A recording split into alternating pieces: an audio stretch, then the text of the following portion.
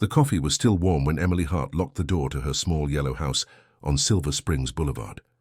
It was a humid August morning in 1991, the kind of Florida heat that settled early and stayed heavy all day.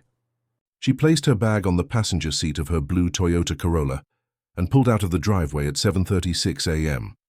The plan was routine, a short drive to the Ocala Public Library, where she worked as a catalog assistant. Neighbors later said they saw her car stop briefly at the intersection near the gas station, waiting for the light to change. She was alone. Traffic cameras were rare then, and no photograph would ever capture her final moments behind the wheel. By 8:15, she should have been at her desk sorting new returns. She never arrived. At 9:02 a.m., the library's head librarian, Margaret Hollis, called Emily's home phone after noticing her absence. The call rang unanswered. By noon, her co-worker placed another call, this time to the Ocala Police Department. Officers were dispatched to perform a welfare check. When Patrol Officer Ben Hayes arrived at Emily's house, the mailbox still held yesterday's newspaper. Nothing appeared disturbed. The only unusual detail was the car missing from the driveway. It was assumed she might have experienced a flat tire or minor breakdown on her way to work. That assumption changed 3 hours later. At 3:41 p.m., a call came from a highway worker clearing debris along State Road 40, about 5 miles east of town. A small sedan sat half-hidden beside a cluster of palmettos near a narrow trail that led toward a swampy stretch of forest. The worker noticed the driver's door slightly open, keys still dangling from the ignition. Detective Ronald Pierce arrived within the hour. The car was parked unevenly, as if it had rolled to a stop. The front seat held Emily's library ID and a half-folded grocery receipt dated the day before. The gas tank was half full, the engine cold. There were no visible signs of forced entry. But when officers expanded the perimeter, subtle details began to form a darker picture. A single black flat shoe lay 6 feet from the shoulder of the road. A few yards beyond that, grass was flattened, forming a narrow path toward the tree line. At the end of that path, near a drainage ditch, investigators found a delicate gold chain broken in 2 pieces. The clasp still held a single strand of brown hair. Crime scene technicians photographed everything. Tire impressions were taken from the shoulder, revealing 2 distinct tread patterns, one from Emily's vehicle, another from a wider truck tire. The second set of tracks led away toward the east before fading into soft mud. No witnesses reported seeing any vehicles stopped in that area that morning. By sundown, the search had expanded. Officers used flashlights to comb through the brush, careful not to disturb footprints. They found scattered candy wrappers, a cigarette butt and fragments of torn paper, possibly from a map. None provided immediate answers. The temperature dropped as the light dimmed and mosquitoes thickened in the air. At 8:22 p.m., Detective Pierce ordered the area taped off until daylight. He marked the location on his notebook, approx. 5.3 miles east of city limits, possible abduction site. The car was towed to the forensic garage under police escort. The next morning, as technicians processed the vehicle, they noted a faint smudge on the inside of the driver's door, possibly a handprint, partially blurred by moisture. The passenger seat bore no sign of struggle. The glove compartment was open, but contained nothing useful. Only old receipts, a pair of reading glasses, and a tube of lip balm. Emily's purse, wallet, and keys were missing. Reporters gathered near the cordoned road by mid-morning. The local paper, Ocala Star-Banner, ran a small headline, "Librarian Missing. Car found east of town." The accompanying photo showed the blue sedan surrounded by police tape and swampland behind it. By the second day, volunteers from the community joined officers and K-9 units to search along the nearby trails. The terrain was difficult, thick vines, mud, and sharp reeds that tore through clothing. Around noon, one of the search dogs signaled interest near a waterlogged patch beyond the ditch. Officers moved in, pushing through brush. There they found a piece of fabric resembling the lining of a woman's skirt, tangled in reeds. The discovery turned the missing person report into a criminal investigation. The search perimeter widened to 2 miles. Helicopters scanned the canopy for disturbed ground or cleared spaces. Divers examined the deeper sections of the swamp, but found nothing. By the evening of the 3rd day, silence returned to the site. The road was reopened, though the police kept a single patrol car nearby for monitoring. The last note entered in the day's report read, "Evidence suggests struggle and forced removal from scene. Victim unlocated. Case classified as probable abduction." The section closes with one final image, the same drainage canal where her necklace had been found. The surface of the water shimmered beneath the last light of day, disturbed only by insects and the faint ripple of a breeze. Somewhere beyond that line of trees, the trail of Emily Carter vanished. Before her name became part of a police file, Emily Carter was known in Ocala as the quiet librarian who never missed a day of work. She was 26 years old in 1991, a graduate of the University of Florida with a degree in English literature. She rented a small one-bedroom house east of downtown, where her routine rarely changed. She woke early, prepared the same breakfast of toast and coffee, and left for the library before the morning traffic thickened. Her co-workers described her as organized and precise. Books were always aligned perfectly on her desk, each return form carefully stamped. She had worked at the Ocala Public Library for 3 years, handling cataloging and helping senior visitors with research. Outside of work, she volunteered at a local reading program for children. Her life revolved around calm structure, the kind of ordinary rhythm that few people notice until it stops. Emily had moved to Ocala after her mother's passing, choosing a smaller town over the noise of Gainesville. Her younger brother, Daniel Carter, then a college student, visited her on weekends. The two shared a quiet bond, weekly phone calls, occasional dinners, and the kind of steady care that never drew attention. Daniel later told reporters that Emily planned to apply for graduate school in library science the following year. She had begun saving for tuition, keeping her plans private until she felt certain. Friends remembered her dry humor and patience. She was the person who stayed late to help students find sources for term papers, or who lent neighbors her spare umbrella during storms. There was no known conflict in her life, no disputes, no grudges, no romantic entanglements that might draw suspicion. She lived carefully, without excess or risk. Her neighbors on Silver Springs Boulevard described her as friendly but reserved. She waved from her porch, kept her garden trimmed, and occasionally attended Sunday service at a local Methodist church. Police later found no record of threats, disturbances, or late-night visitors. To everyone who knew her, Emily's life appeared safe and predictable. The disappearance shattered that image. In a town where personal safety felt like certainty, her sudden vanishing introduced fear. People began locking doors and checking windows twice.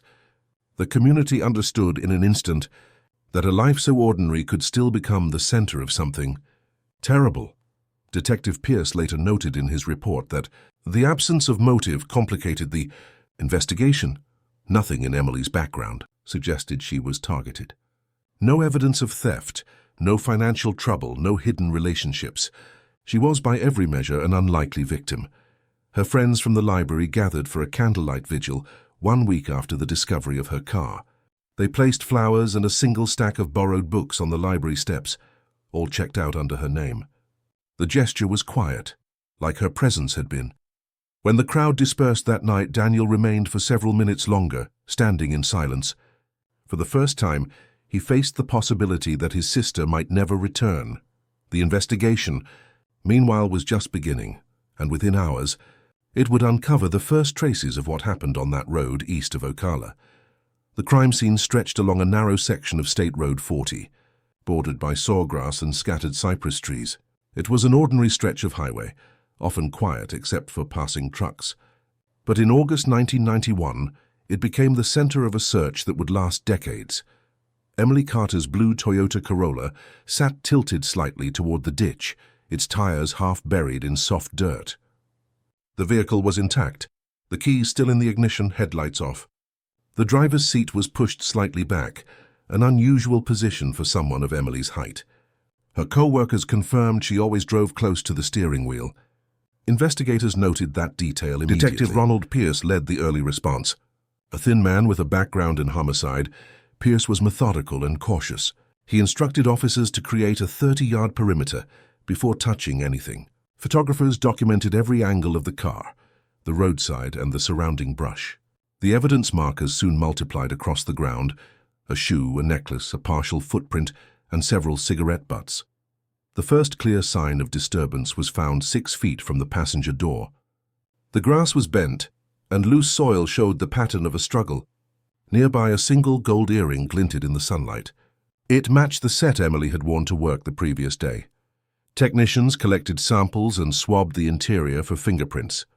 The steering wheel bore faint traces of moisture, possibly sweat. The handprint on the inside of the door was blurred, as if wiped partially. At that time, fingerprint recovery depended on physical powder and manual comparison. No match emerged from local databases. Beyond the road, a faint trail of flattened reeds led toward a darker area of swamp. Officers followed it for nearly 30 yards until water made progress impossible.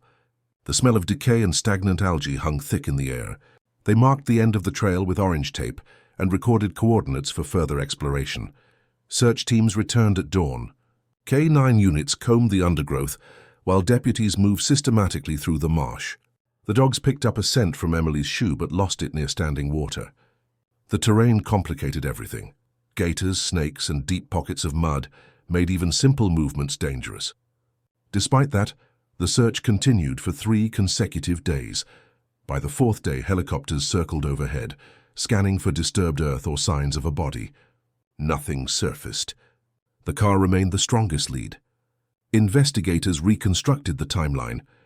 Emily left home at 7:36 a.m., failed to arrive at work by 8:15, and was reported missing by noon.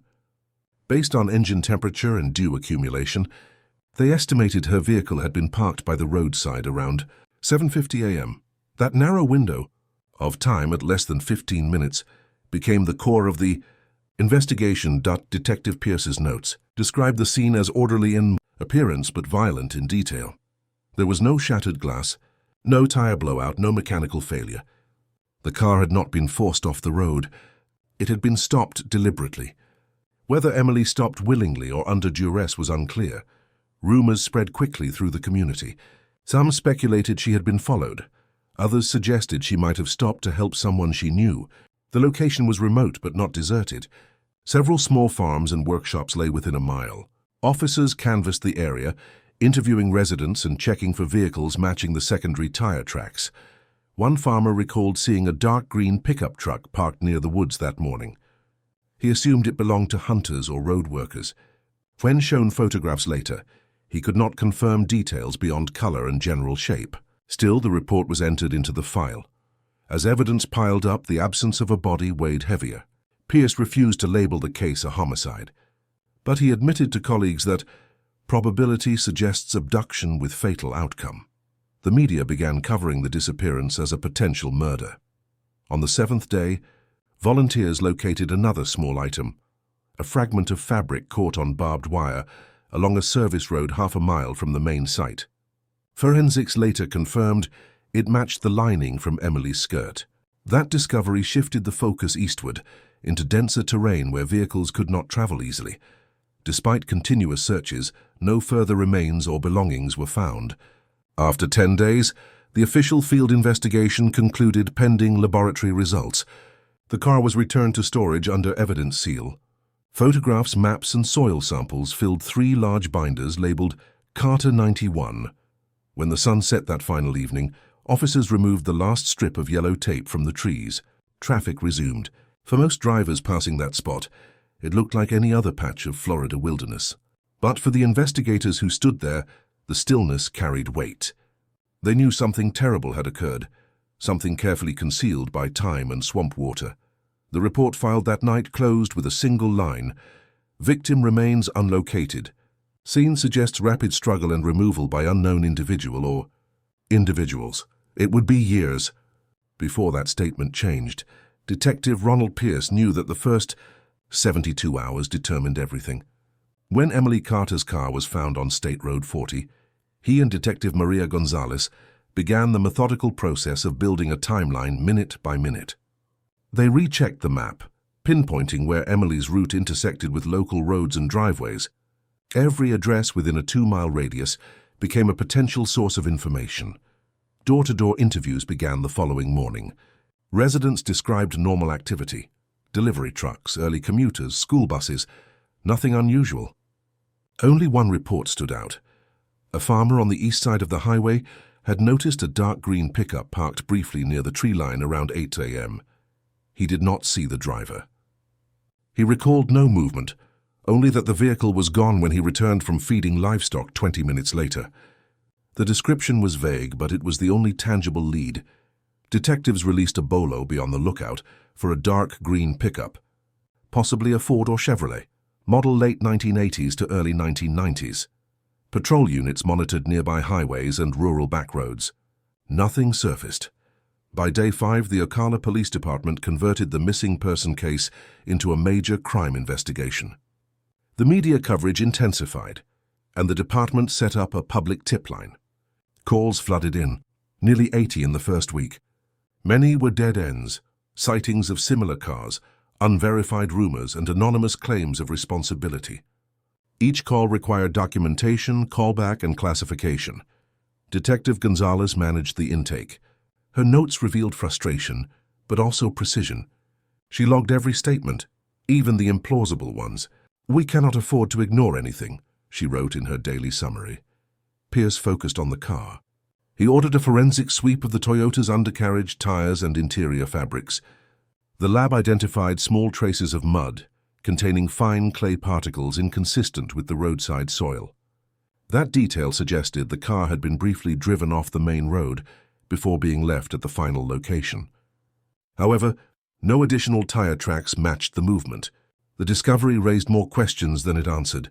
The forensic unit also recovered several fibers from the passenger seat, polyester strands, possibly from work clothing. They were catalogued and stored, though testing at the time offered little insight. DNA analysis was still in its early stages, capable only of basic blood type matching. None of the recovered samples produced results. Witness interviews extended to Emily's co-workers and friends. Everyone described her routine as predictable. No one reported unusual phone calls, recent arguments, or changes in mood. She had no boyfriend, no conflicts, and no debts. Her calendar listed a dentist appointment the following week and a library committee meeting the next day. Nothing appeared suspicious. Detectives considered whether Emily might have stopped to help someone she recognized. She was cautious but not distrustful. If the pickup truck driver had appeared stranded, she might have offered assistance. That theory remained plausible, though unproven. By the second week, the investigation slowed. The field searches were complete, and forensic analysis awaited laboratory confirmation. The tip line continued to ring, but genuine information was scarce. Reporters began asking whether authorities suspected foul play. Pierce's response was measured.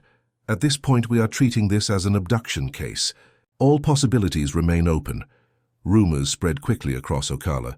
Some residents feared a serial offender. Others speculated about personal motives. The sheriff's office fielded calls from neighboring counties regarding missing women, hoping to link patterns. None matched Emily's circumstances. In early September, the Florida Department of Law Enforcement, FDLE, offered assistance. Their analysts reviewed the scene photographs and confirmed the likelihood of a second vehicle involved. They also noted the position of the car's ignition key, slightly turned backward, not forward. It indicated that Emily's car may have been shut off manually after she exited or was forced out. That subtle clue became one of Pierce's main theories, that Emily was stopped by someone posing as a helpful motorist or authority figure. The offender could have convinced her to shut off the car before the attack. By late September, every local lead was exhausted. Detectives drafted a full case summary, 47 pages of field notes, photographs, and statements, and submitted it to FDLE for review. The case file grew heavier but offered no direction. Inside the station, frustration settled in. Detectives worked late hours, rereading statements, mapping timelines, and questioning every small inconsistency. Gonzalez noticed one minor discrepancy. A library co-worker had mentioned seeing a man loitering near the parking lot 2 weeks before the disappearance. He had asked about repair services and left after a short conversation. No one had thought to report it sooner. The lead came too late to verify. Without a name, vehicle plate, or photo, it joined the growing list of uncertainties. By October, investigators faced the painful truth that progress had stopped. The case remained open but directionless. Pierce entered a final note in his report that month. Evidence intact, suspect unknown. Investigation ongoing pending new information. Outside the station, flyers bearing Emily's photograph still hung on bulletin boards. The colors faded under the sun, paper curling at the edges. Each one carried the same line in bold black letters. Missing since August 1991. The leads were thinning, but the hope had not yet died. The disappearance of Emily Carter unsettled Ocala in ways the town had never experienced. In 1991, it was a quiet central Florida community where most residents knew their neighbors and trusted the rhythm of small-town life.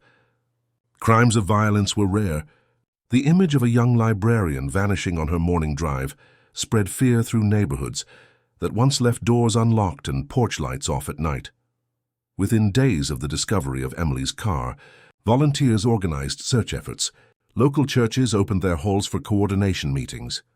Flyers showing her photograph, soft features, light brown hair, calm expression, were printed by the hundreds and taped to storefronts, post offices, and gas stations. Supermarkets offered bulletin space near entrances, and local radio stations repeated her description every hour. The community's unity was immediate and practical, not dramatic. People simply wanted her found.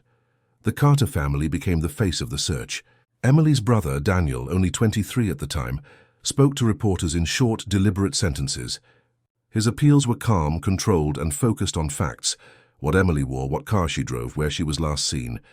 He rarely showed emotion on camera, though those who knew him described his voice as strained with exhaustion. Their parents had both passed years earlier, leaving Daniel to manage the crisis alone. Candlelight vigils were held in front of the library where Emily had worked. Co-workers placed books and flowers on the steps, symbolic gestures of memory and patience. Residents gathered in silence, holding candles that flickered against the humid air. The pastor from a local Methodist church read a short prayer for guidance. No speeches followed. People simply stood together, facing the direction of State Road 40. Detectives Pierce and Gonzalez attended one of the vigils briefly, remaining in the background. They watched as Daniel knelt near the candles, tracing his fingers across one of the missing person flyers, before standing and leaving without a word.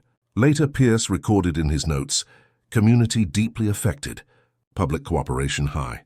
Emotional stability maintained." As the weeks passed, that stability began to strain. Rumors spread through diners and convenience stores. Some whispered that Emily might have known her abductor. Others insisted the case was connected to highway drifters. Police dismissed speculation publicly, but could not stop it privately. Fear became part of daily conversation. Women avoiding evening errands, parents reminding children not to walk alone. Local newspapers published editorials about safety awareness. Churches organized self-defense workshops. For many, Emily's name represented the loss of security more than the mystery itself. Life in Ocala continued, but shadows lingered on the familiar streets. Daniel Carter continued visiting the police station weekly, asking about updates. Each time, detectives repeated the same truth: no new leads, no confirmed suspects. His frustration never turned to anger, only silence. In his final statement to the press that year, he said quietly, "We just need one piece of truth. One." When winter came, the vigils ended. The flyers remained, their edges frayed and faded. The community returned to its routines, but no one forgot the librarian whose car had been found by the swamp. And beneath that returning calm, the investigation was about to enter its most uncertain phase. The months following Emily Carter's disappearance brought a flood of information, none of it solid. Every rumor became a report, every whisper a possible lead. Detectives Pierce and Gonzalez worked through winter 1991, dividing long days between interviews, evidence reanalysis, and growing frustration. The first significant lead came in October. A man detained for petty theft in nearby Gainesville claimed he had information about Emily's case. During questioning, he described seeing a woman matching her description entering a pickup truck near the highway. His statement collapsed under scrutiny. He could not identify the road correctly, and his story shifted with every question. He later admitted fabricating it to receive leniency on unrelated charges. In November, investigators received an anonymous letter postmarked from Tampa. The note claimed Emily had been abducted by two men operating a traveling repair crew. The handwriting was erratic, the grammar disjointed. Forensic analysis found no fingerprints, no traceable DNA, and no verifiable connection. The letter joined dozens of others stored in the growing case archive. By December, police had processed over 100 separate tips. One local woman reported a suspicious man offering roadside assistance weeks before the disappearance. Detectives tracked the individual, a traveling salesman, who was later cleared. He had documentation showing he was out of state at the time. Pierce and Gonzalez began to see the same pattern repeated, promising leads dissolving into nothing. Tire casts from the scene produced no match. The cigarette butts revealed inconsistent brands, none yielding usable prints. The fabric fragment confirmed only that Emily's clothing had torn during a struggle, information already known. In early 1992, investigators attempted a large-scale canvass of nearby counties for any crimes with similar methods. None aligned. The absence of comparable cases deepened the sense of isolation. The case had no pattern, no link, and no suspect that fit cleanly. Then came a moment of false hope. In February, skeletal remains were found in a wooded area 50 miles north near Lake City. The news reached Ocala before confirmation. Reporters gathered outside the police department, waiting for identification. 2 days later, dental records proved the remains belonged to another missing woman from a different county. The Carter case remained unsolved. Pierce's notes during this period were brief and procedural. Revisited scene. Nothing new. Interview fatigue setting in. Evidence preserved, limited progress. His writing showed the weight of time pressing against routine. Detective Gonzalez continued to re-interview witnesses, hoping a small inconsistency might lead to something overlooked. Several residents near the scene recalled a local mechanic, Harold Jennings, who often drove a green pickup truck. At the time, the tip was logged but not prioritized. Jennings had no criminal record and no verified contact with Emily. The lead sat quietly in the file, one of many names without connection. By the end of 1992, departmental resources were stretched thin.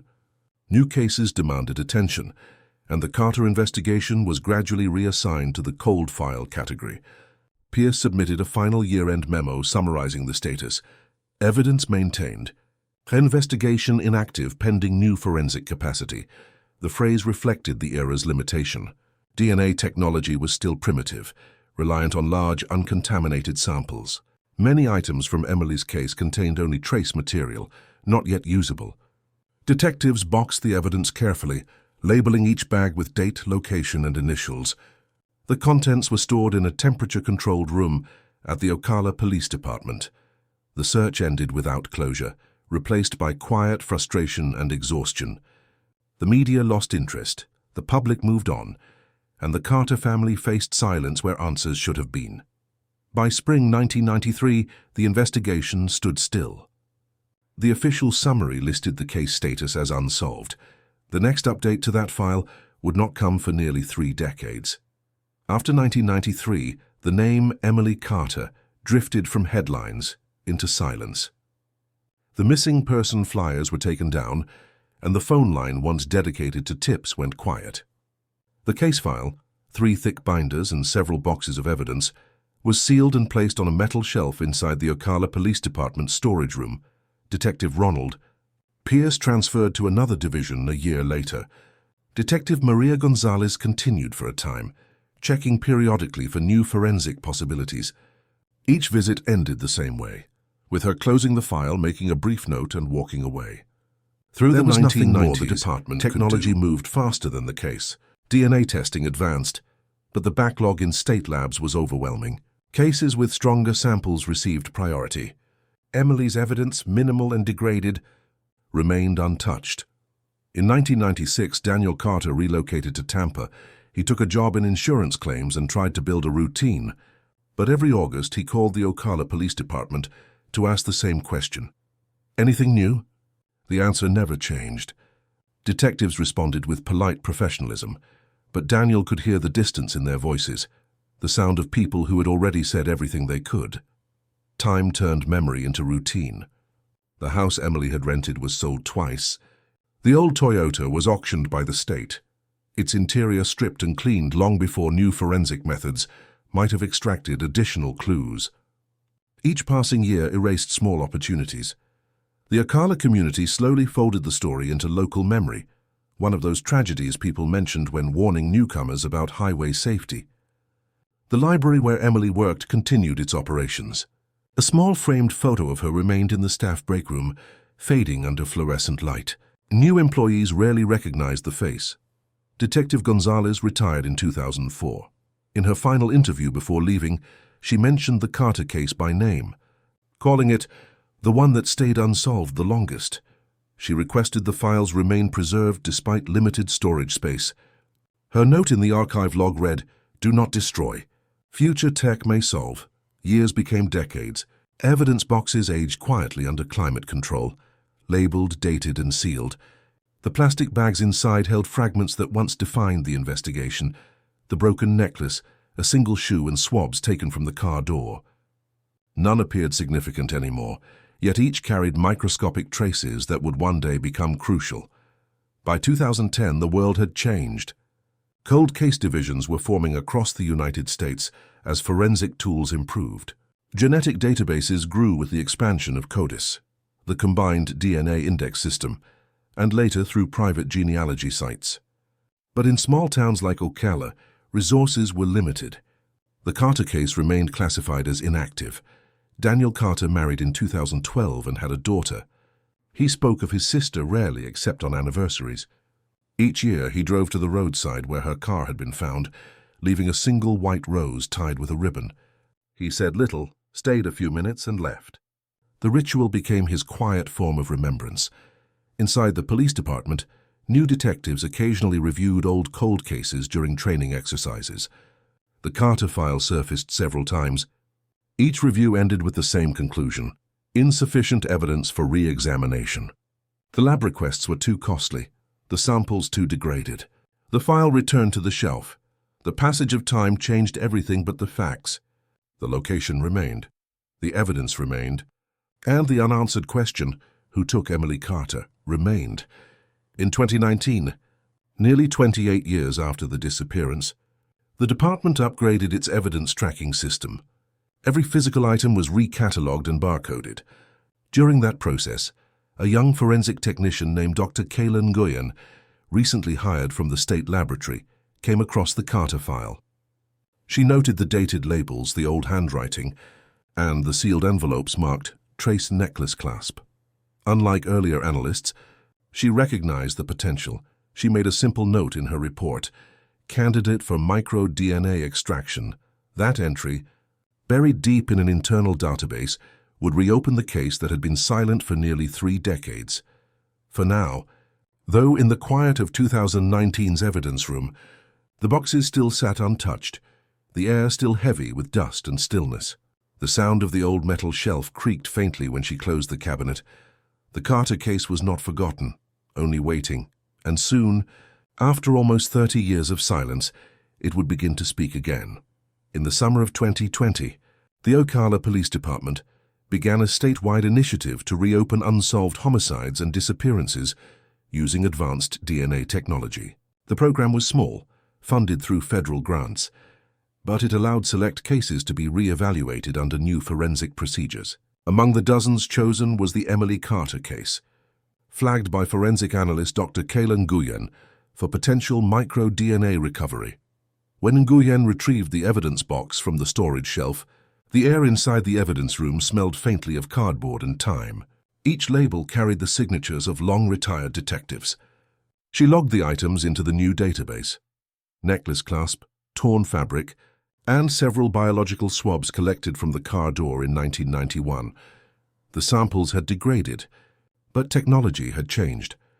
Nguyen worked with the Florida Department of Law Enforcement FDLE lab in Tallahassee to process the samples using next-generation sequencing, a method capable of extracting genetic profiles from traces once considered unusable. It was a process of precision and patience, months of micro-level examination for results that might not come. By October, one of the samples, residue from the necklace clasp, yielded a partial male DNA profile. It was incomplete but viable. The profile was uploaded into CODIS, the National Criminal DNA Database, for automated comparison. Days passed. Then on October 17, 2020, the system returned a hit. The DNA matched a man named Harold Jennings, a former auto mechanic who had lived in Marion County during the early 1990s. His name had appeared once in the original investigation files, but had never been pursued further. Jennings had left Ocala in 1994 and later relocated to northern Florida, where he lived quietly for years. He had a minor criminal record, mostly related to property damage and unlicensed repairs, but nothing violent. The hit was unexpected, almost anticlimactic at first. Hanussen double-checked the data, then forwarded it to the cold case unit. Detective Ryan Hensley, assigned to reopen archived investigations, received the alert. He read the old file cover to cover, reviewing the names, the locations, the untested evidence. The notes written by Detective Pierce almost 30 years earlier mentioned Jennings briefly. Green pickup truck. Works locally. No cause to detain. Now that single line became the focal point of a revived case. Before any action was taken, the FDLE required a confirmatory test. Nguyen prepared a secondary extraction from the same necklace clasp, ensuring no contamination. The second analysis matched the first. Probability of error, less than 1 in 1 billion. Jennings, now 71 years old, was living in Alachua County, working part-time at a salvage yard. He was unmarried, lived alone, and had no family nearby. Public records showed no recent arrests, no significant criminal activity. On paper, he appeared unremarkable. Detective Hensley organized a quiet background review. Surveillance confirmed Jennings' identity and residence. He was cooperative when approached, agreeing to provide a new DNA sample. He believed it related to an old employment record check. When the swab results returned weeks later, the confirmation was absolute. The sample matched the DNA from Emily Carter's necklace clasp with complete precision. The discovery stunned everyone involved. The link was small, a microscopic trace of skin cells transferred during contact, but it was enough to connect Jennings to Emily on the day she vanished. Hensley reviewed old property records, confirming that Jennings had owned a green Ford pickup truck in May 1991. Witnesses from the original investigation had mentioned seeing a similar vehicle near the highway where Emily's car was found. None of those connections were strong enough at the time, but now they formed a chain of evidence that reached across 3 decades. On December 4, 2020, the Ocala Police Department officially reopened the Emily Carter investigation. Press releases were withheld until confirmation could be verified, but inside the department, a quiet sense of purpose replaced the stillness that had lingered for years. Detective Hensley wrote in his internal memo, "After 29 years, forensic technology has spoken. The case is active." In one of her later interviews, Nguyen described the moment simply, "It was not dramatic. It was math, precision, and time finally meeting truth." The data was clear, the evidence precise. But questions remained. If Harold Jennings was responsible, how had he escaped suspicion for so long? And what exactly had happened to Emily Carter after that morning in 1991? Those answers were about to surface, one fact at a time. When Detective Ryan Hensley reopened the Carter case in late 2020, he inherited a file thicker than any in the department's archive. 3 decades of interviews, reports, and evidence logs filled binders marked with fading labels. The story inside them had once consumed an entire community, then vanished into bureaucratic stillness. Hensley was 43, deliberate in speech, and known for precision rather than instinct. His colleagues described him as quiet, methodical, the type who believed in process more than luck. The Carter case became his assignment. He began by reconstructing the original timeline hour by hour. He traced Emily Carter's last known movements from her driveway to the point where her Toyota was found. Using old photographs, he built a visual map pinned to his office wall. Red markers for confirmed sightings, blue for speculation, and yellow for evidence recovery sites. The map revealed a narrow corridor of possibility. Between 8 a.m. and 8:45 a.m. on August 17, 1991, Emily vanished within a 6-mile stretch of highway bordered by pine forest and scattered businesses. At least 4 witnesses that morning reported a green pickup truck idling near the shoulder. The notes identified the driver only as a man in his 30s, with dark hair. Average build, The vehicle description matched Harold Jennings's 1989 Ford F-150. Hensley requested access to the FDLE's digital archive, pulling every record of Jennings's known employment, vehicle registration, and residential history. It painted a quiet but troubling pattern. In the early 1990s, Jennings worked as a mobile auto mechanic, offering roadside repairs, precisely the kind of scenario where he could encounter isolated drivers like Emily Carter. The deeper Hensley looked, the more fragments aligned. Service logs from 1991 listed several jobs along the same stretch of State Road 40. A handwritten note found in one log referenced a brown Toyota, engine trouble, OG 17. The handwriting matched Jennings's signature from an old business license application. The entry's date and description mirrored Emily's disappearance exactly. That detail shifted the case from theoretical to undeniable. Jennings had interacted with Emily that morning. The question was whether it ended as assistance or abduction. Hensley submitted a new request for ground search authorization, focusing on a property once owned by Jennings' employer near Silver Springs. In the 1990s, it had been used as an auto repair lot surrounded by woods. By 2021, it was overgrown and abandoned. Cadaver dogs were deployed in a limited sweep. The soil yielded fragments of burned fabric and metallic debris, but no human remains. Still, the discovery was enough to justify escalation. The case shifted from review to active investigation. Hensley read the old interview transcripts of Jennings from 1991. At that time, Jennings had claimed he barely knew Emily and had just seen the news. The original detectives found no physical evidence to detain him, and the technology then available could not disprove his alibi. Now Hensley had the opposite, definitive DNA proof but a lifetime separating evidence and action. He began to re-interview surviving witnesses. Many were older now, some had moved away. One, a retired truck driver, recalled seeing a green pickup pulled off the road near Emily's Toyota. He described the driver as agitated, standing by the passenger side, like he was arguing with someone. No one had taken that statement seriously in 1991 because it lacked precision. 3 decades later, it became critical context. The investigation consumed Hensley's nights. His colleagues noticed the lights in his office often remained on past midnight. He studied the crime scene photos, the evidence lists, and the aging case notes written by Pierce and Gonzalez. Their handwriting felt like echoes of the same frustration he now carried. He kept one line from the original report pinned above his desk. Case inactive pending new forensic capacity. That capacity had finally arrived. By mid-2021, Hensley prepared his findings for the state attorney's office. The DNA match, corroborating service log, and eyewitness accounts together formed a coherent narrative, one that placed Harold Jennings directly in contact with Emily Carter at the time and place of her disappearance. All that remained was the final confirmation, a Taisaki confession or corroborating physical evidence. On July 2, 2021, an arrest warrant was approved. 30 years after Emily Carter vanished, the man who had once been overlooked was about to face the truth hidden beneath decades of silence. On the morning of July 8, 2021, investigators from the Ocala Police Department and the Florida Department of Law Enforcement arrived at a small one-story home on the outskirts of Alachua County. The property belonged to Harold Jennings, now 71 years old. The sun had just begun to rise over the tree line when officers surrounded the structure. The arrest team moved quietly. There were no cameras, no sirens, no commotion. Jennings opened the door without resistance.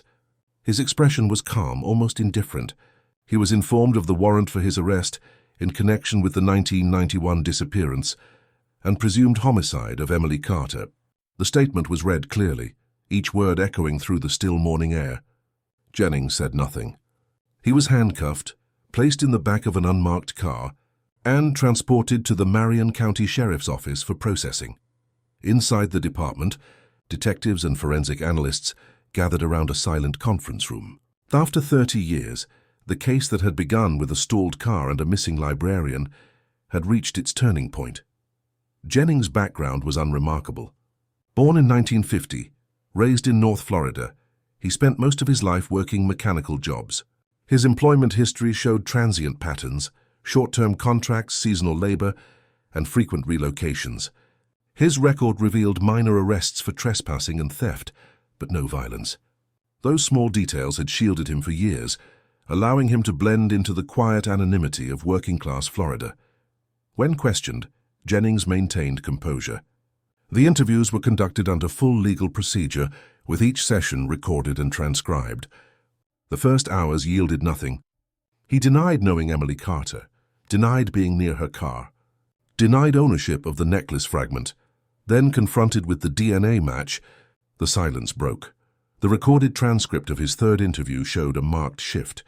Jennings' voice slowed, the answers shortened. He asked to see the evidence photographs. He studied them for several minutes without expression. The weight of 3 decades of stored truth began to surface. According to the official summary, Jennings provided a partial admission. He claimed that on the morning of August 17, 1991, he had stopped to help a woman whose car had stalled on State Road 40. He said she became anxious and upset, and that an argument followed. What he described next was inconsistent and fragmented, statements that changed order and tone. But one fact remained constant. He admitted physical contact.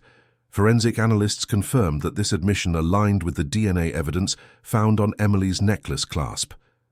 Jennings refused to elaborate further, but the admission alone provided the missing link the department had sought for nearly 3 decades. Investigators reconstructed his likely movements after the incident. Employment records placed him near Silver Springs that same day.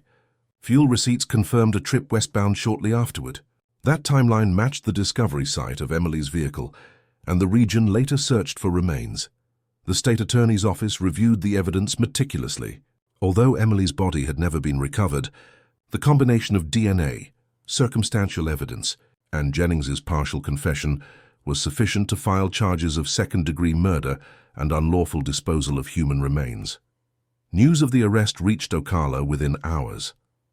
Local headlines described it simply: "Arrest made in 1991 Carter case. DNA solves cold file." There were no crowds outside the courthouse, no major public demonstrations. The community's reaction was quiet, almost reverent, as if the town collectively exhaled a breath it had held for 30 years. Daniel Carter, now 53, was notified privately by detectives before the press release. He declined interviews. His only statement, delivered through a family liaison, read, "We waited for the truth." It came. During the preliminary hearing, Jennings sat motionless. The prosecutors presented the chain of evidence: the necklace clasp, the forensic reports, and the timeline reconstructed from Jennings' own records. Each exhibit formed a precise sequence, an unbroken thread connecting the morning of August 17, 1991, to the arrest in 2021. The defense offered no alternative suspect, only claims of memory loss and confusion due to age. The DNA did not waver. Jennings entered a plea of guilty to a reduced charge of manslaughter in exchange for a full written statement detailing the events of that day. In his confession, later summarized by the court, he described a confrontation that escalated when Emily refused to accept his unsolicited assistance. He panicked when she tried to leave. The account that followed was mechanical and emotionless, a sequence of movements, mistakes, and silence. He ended the statement with the words, "I left her by the road. I should have gone back." After 30 years of unanswered questions, the truth was neither cinematic nor redemptive. It was quiet, procedural, and final. The case of Emily Carter was officially marked solved, but closure, as the detectives soon learned, was a word that belonged to paperwork, not to people.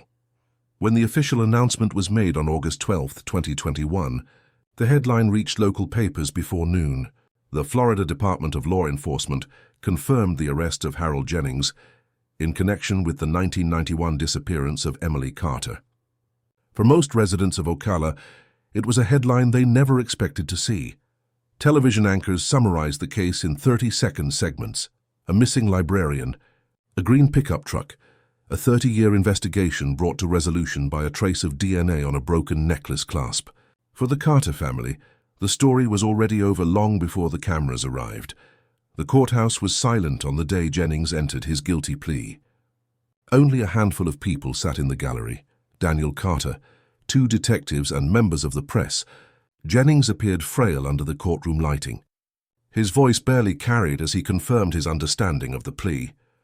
There were no emotional outbursts, no dramatic moments. The process was orderly, administrative and final. He was sentenced to 30 years in state prison. At 71, it was effectively a life term. The court ordered him to provide a full written statement of the incident and to disclose the location where Emily's remains might be found. Jennings wrote pages of notes that ultimately yielded nothing useful. Searches based on his descriptions led to wooded areas near Silver Springs, but no remains were recovered. Detective Ryan Hensley filed his final report in late September 2021. It documented the chain of events from the DNA match to the confession. The report closed with a single sentence: "The case of Emily Carter has reached its judicial conclusion." For Dr. Kayla Nguyen, the forensic analyst whose work reopened the file, the case became a benchmark, a demonstration of how persistence and technology could intersect to reveal truth from decay. She later presented the findings at a statewide conference on cold case forensics. Her presentation lasted 15 minutes. She did not mention emotion or tragedy, only data, chain of custody, and the mathematics of probability. In Ocala, public reaction remained subdued. Local residents revisited old fears and memories, but found little satisfaction in the outcome.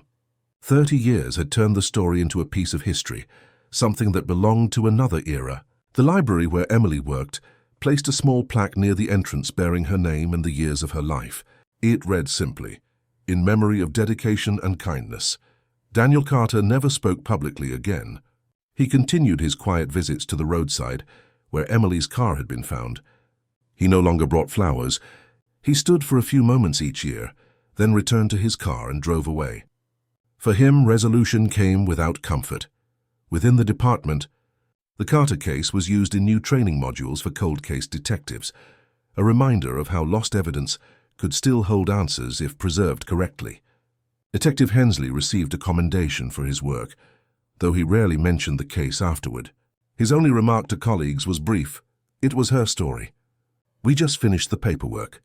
By early 2022, the media had moved on. The case file was archived for the final time and placed back into the evidence storage room, where it had rested for decades. Its edges were newer now, the ink clearer, but the silence around it felt the same. Justice had been served in the technical sense. The truth had been recorded, signed, and filed.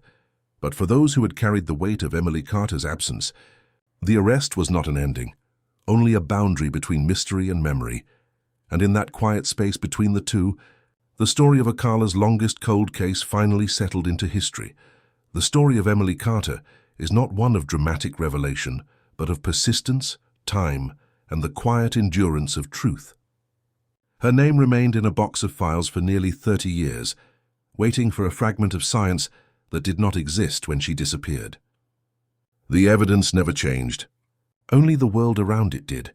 For the investigators who opened the case in 1991, the outcome came long after their careers ended. Detective Ronald Pierce passed away in 2008, unaware that the file he once labeled inactive pending forensic capacity would eventually find resolution. Detective Maria Gonzalez lived long enough to read the news in 2021. Her family recalled that she simply nodded when she saw the headline, folded the newspaper and said, "About time." Forensic analyst Kayla Nguyen continued her work in state laboratories, applying the same micro-DNA methods to other dormant files. To her, the Carter case proved that no evidence is ever too old, only technology too. Young Detective Ryan Hensley moved on to another department in 2023. When asked in a departmental interview about the Carter case, he described it as a matter of precision and endurance. He refused to call it closure. "Closure is what people want from stories," he said. "Investigations end. People remember." The town of Ocala absorbed the news with the quiet dignity of a place that had once known fear and now understood resolution without triumph. The roadside where Emily's car was found is still marked by a small wooden cross placed years earlier. The wood has darkened with age, and the lettering has faded, but the marker remains upright. Local residents maintain it without schedule, as if by silent agreement. At the public library, The plaque bearing Emily's name reflects light from the morning sun that filters through the glass doors. New employees pass by it daily, few stopping to read the inscription in full. Yet the name stays, a quiet reminder of the librarian who left home one morning and never returned. The Carter case stands as a record of what time can conceal and what science can recover. It is a story built from fragments, a piece of fabric, a trace of skin, a sentence in a forgotten report, assembled decades later into clarity. For those who seek meaning in tragedy, the lesson is not comfort, but continuity. Truth persists, even when memory fades, even when silence fills the spaces where voices once were. The final entry in the official case summary reads, "Subject identified. Case closed. Evidence retained for record." It is a sentence without emotion, written in the neutral language of procedure. Yet behind those words lies the full weight of human loss and the quiet endurance of those who refuse to forget. Emily Carter's story ends not with sound, but with stillness, a stillness earned by 30 years of searching, waiting, and believing that even the smallest trace can one day speak again.